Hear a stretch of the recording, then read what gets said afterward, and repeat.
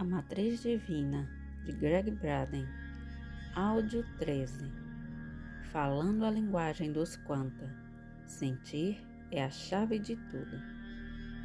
Neste capítulo, já identificamos as diversas interpretações e o porquê das anomalias do quantum parecerem acontecer do modo como acontecem. As teorias preocupam-se especialmente com a razão pela qual o ato de simplesmente observarmos a matéria parecer mudá-la. Ainda que as explicações variem com relação ao porquê um determinado efeito ocorre, todas parecem apontar para um denominador comum, para nós mesmos e para o nosso papel como observadores do mundo. Quando observamos alguma coisa, isto é, quando focalizamos conscientemente a atenção em determinado lugar num dado momento, parece que estamos fixando uma das muitas possibilidades quânticas naquele lugar e exatamente naquele instante. Não importa que ele esteja vindo de uma realidade paralela ou de uma sopa de cintilantes probabilidades quânticas. As teorias sugerem que o que vemos na realidade, entre parênteses, com R maiúsculo, é o que é por causa da nossa presença. Ainda que isso tenha a aparência de notícias revolucionárias para a ciência moderna, nas tradições antigas e culturas indígenas, isso tem sido há séculos a visão de como as coisas são. Os escribas, místicos, curandeiros e estudiosos de antigamente fizeram o possível para preservar e nos transmitir os grandes segredos do nosso relacionamento com o universo. Às vezes, nos deparamos com esse segredo em lugares onde nunca esperaríamos encontrar uma sabedoria tão pujante. A língua que revigora as possibilidades de nossa imaginação, nossos sonhos e orações permanece conosco, nas paredes dos templos, nos túmulos dos desertos do Egito, na sabedoria gnóstica da antiga biblioteca de Nag Hammadi e na medicina tradicional, praticada hoje em dia em todo o sudoeste americano. Talvez o exemplo mais nítido desta linguagem possa ser dado por um homem que viveu em um mosteiro nas montanhas tibetanas, situado a 4.570 metros acima do nível do mar. Durante 22 dias da primavera de 1998, tive a oportunidade de fazer uma viagem de pesquisa enquanto acompanhava um grupo de peregrinos nas montanhas do Tibete. O grupo e eu mergulhamos durante esse período em uma das mais magníficas, acidentadas e inexploradas regiões do planeta, ainda existentes hoje em dia. No nosso caminho, passamos por 12 mosteiros e 2 conventos de freiras, e travamos conhecimento com as mais belas criaturas humanas que se possa imaginar. Entre elas, monges, freiras, nômades e peregrinos. Foi nesse período que me encontrei face a face com o abade de um dos mosteiros, podendo então fazer a pergunta que guardava há tanto tempo e que me levara tão longe. Em uma manhã gelada, estávamos espremidos em uma minúscula capela, rodeados por altares budistas e antigas chankas, abre parênteses, tapeçarias de desenhos intricados em relevo, que ilustram grandes doutrinas do passado, fecha parênteses. Focalizei a atenção diretamente nos olhos do homem de idade indizível, sentado na posição de lótus bem na minha frente. Com a ajuda do tradutor, propus-lhe a mesma questão que sempre fazia a todos os monges e freiras que encontrava durante nossa peregrinação. Quando o Senhor faz as suas orações, o que está fazendo? Perguntei. Quando vemos o Senhor entoar seus cantos durante 14 a 16 horas do dia, quando presenciamos os sinos, batidas rítmicas, gongos, carrilhões, mantras e gestos de mudras, o que está acontecendo no seu íntimo? Uma forte sensação se apoderou de mim enquanto ouvia a tradução da resposta do abade. Nossas orações não podem ser observadas, ele disse, porque uma oração não pode ser vista. Ajustando debaixo dos pés as pesadas vestes de lã, o prior da abadia continuou. O que pode ser observado é o que nós fazemos para criar o sentimento em nosso corpo. É o nosso sentimento que é a nossa oração. Que beleza, pensei. E quanta simplicidade! Como os experimentos do final do século XX tinham nos mostrado, são as sensações e as emoções humanas que afetam a essência de nossa realidade. A nossa linguagem interior é a responsável pelas mudanças nos átomos, elétrons e fótons do mundo exterior. Entretanto, importa menos as palavras que proferimos do que o sentimento que elas criam dentro de nós. A linguagem que fala com as forças quânticas do universo é a linguagem da emoção. O que a matriz divina reconhece é o sentimento. Princípio 9. O sentimento é a linguagem que fala com a matriz divina. Sinta-se como se sua meta já tivesse sido alcançada e sua oração respondida. O Abade estava nos dizendo o mesmo que os grandes cientistas do século XX haviam dito. Não apenas ele dizia o mesmo que os cientistas tinham documentado, como também avançava mais um passo.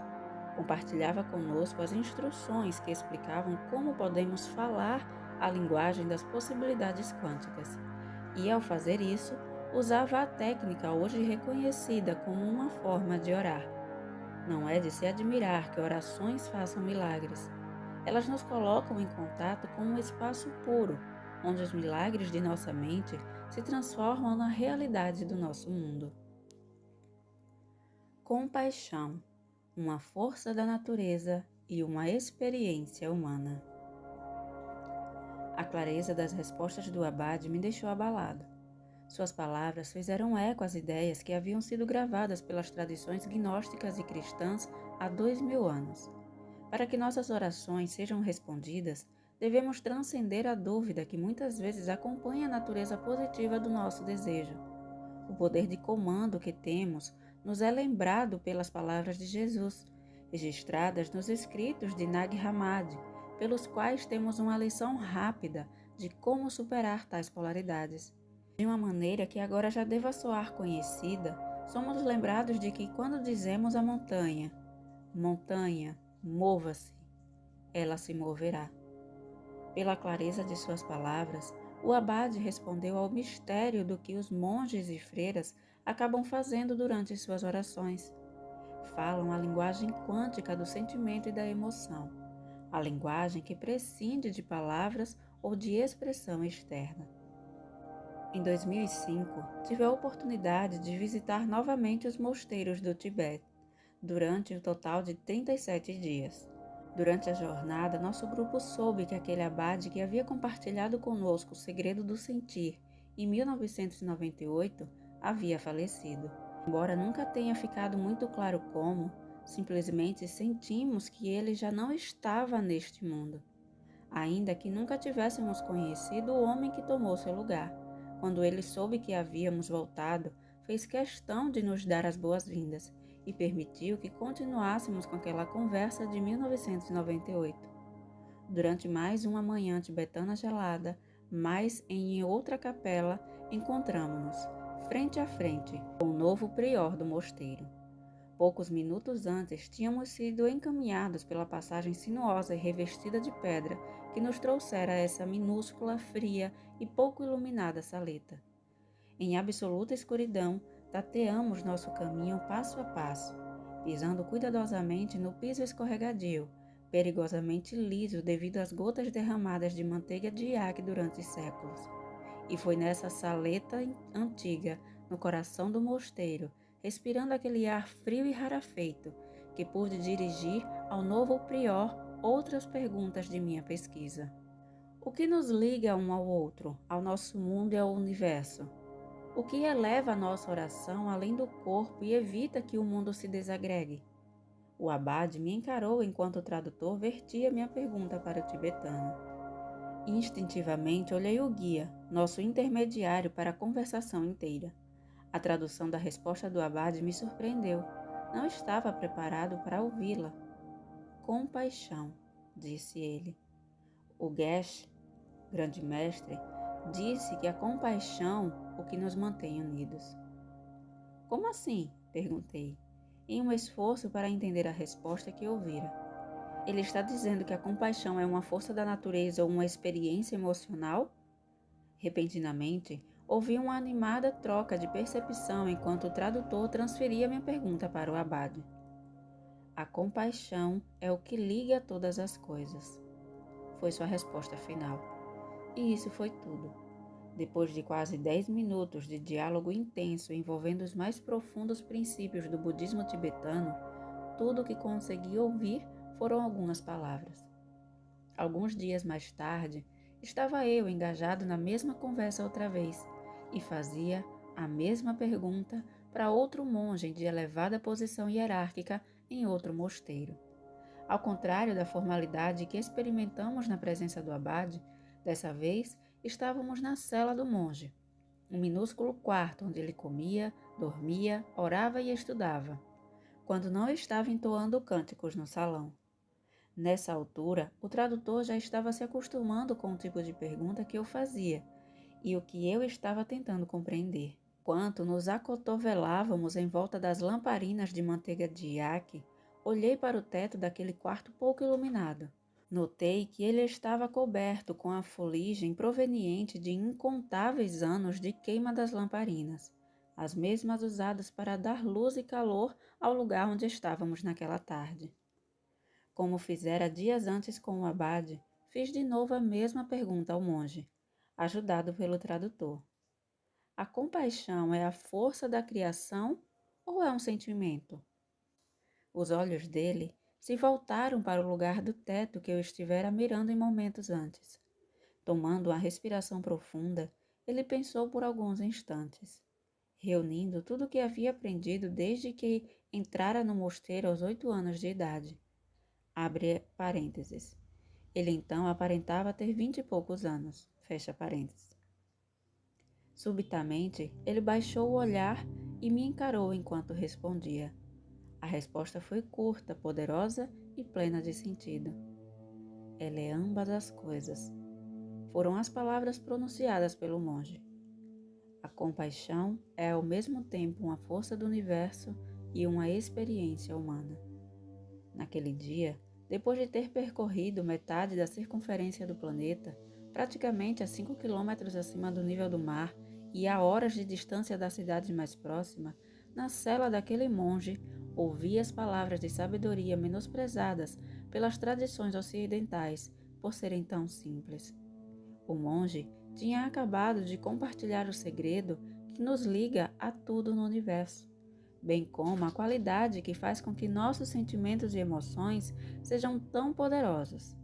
Ambas as características estão unificadas na compaixão.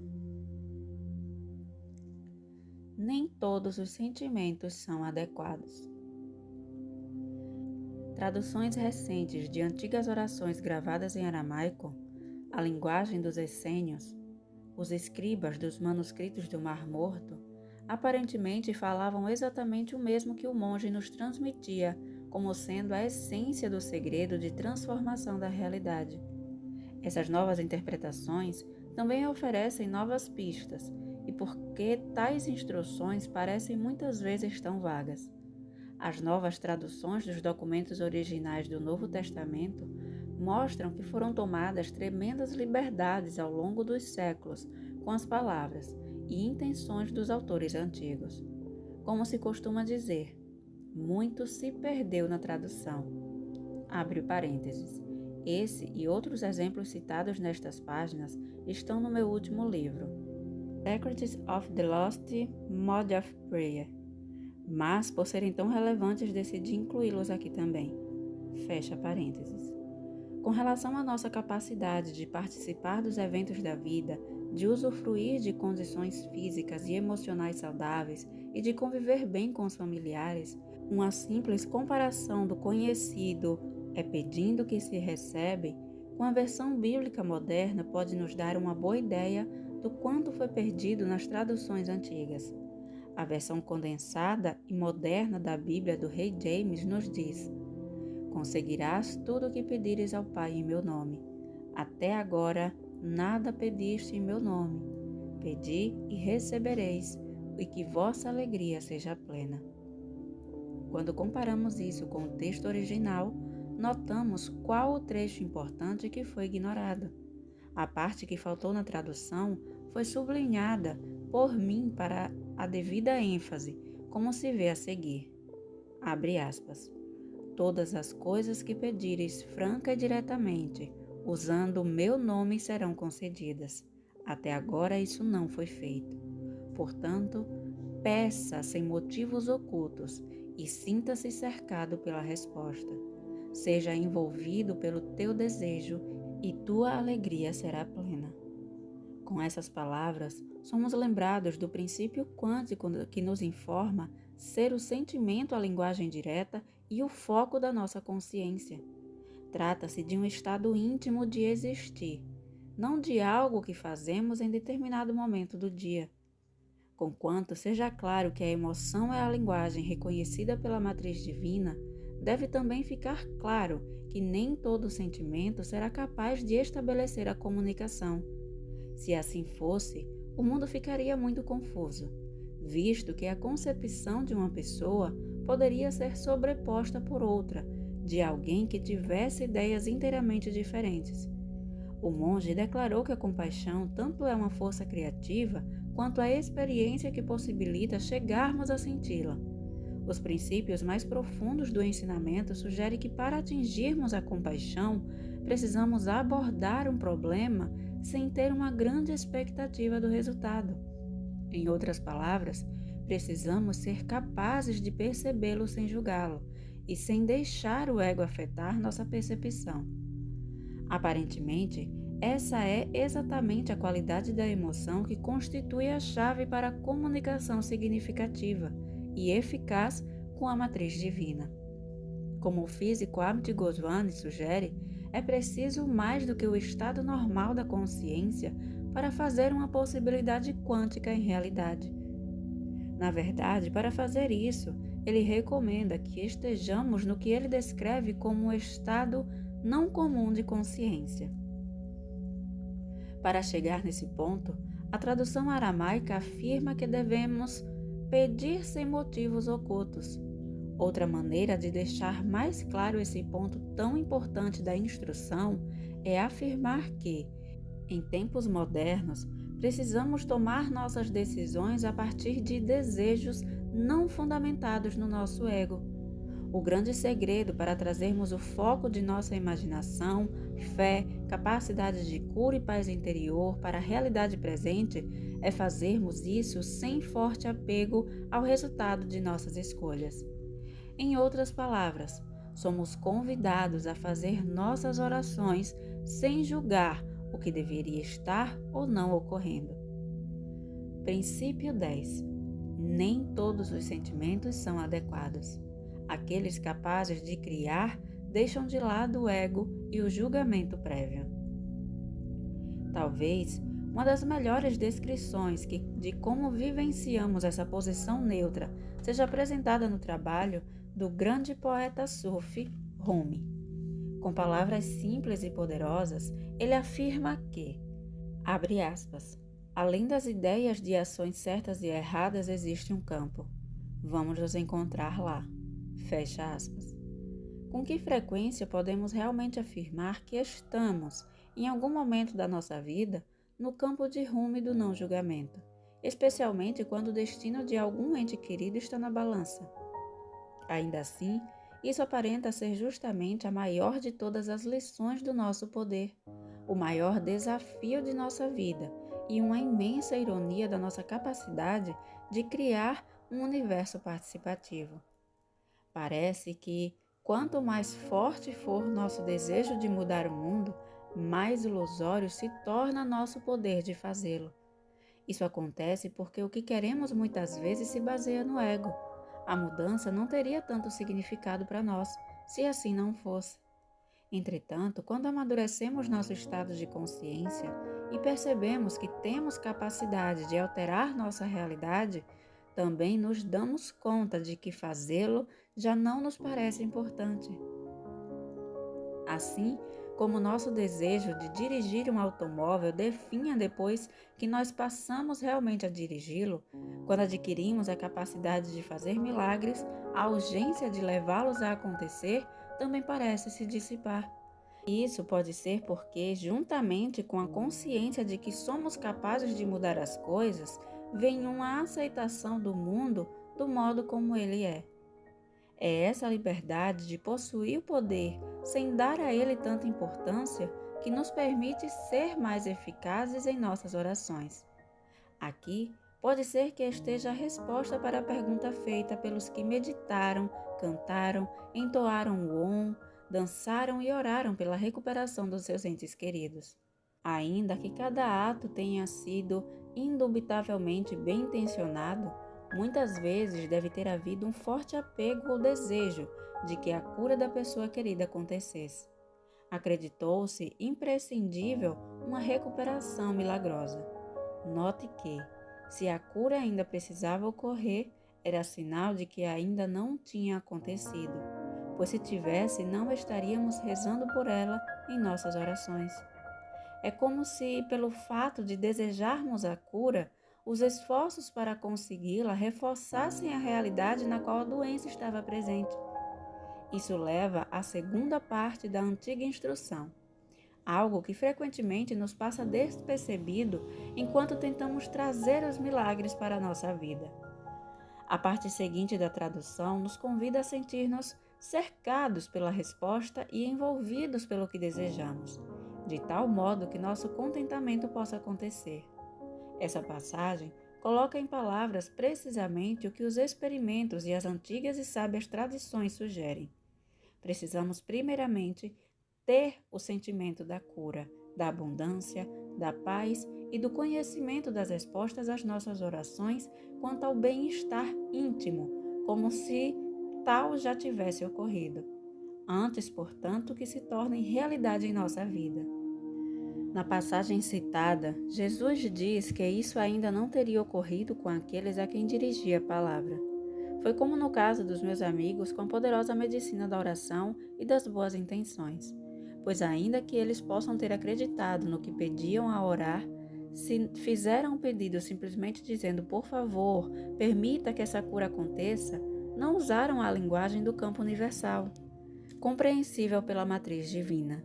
Jesus lembra a seus discípulos que eles têm de falar com o universo de uma maneira que seja significativa. Ao sentirmos que estamos cercados pela cura dos nossos entes queridos e envolvidos pela paz do nosso mundo, estamos fazendo uso de ambos os códigos que abrem a porta para todas as possibilidades. Ao sentir isso, passamos da visão de apenas desconfiarmos que estamos só experimentando seja lá o que for, para a perspectiva de sabemos que somos parte de tudo isso.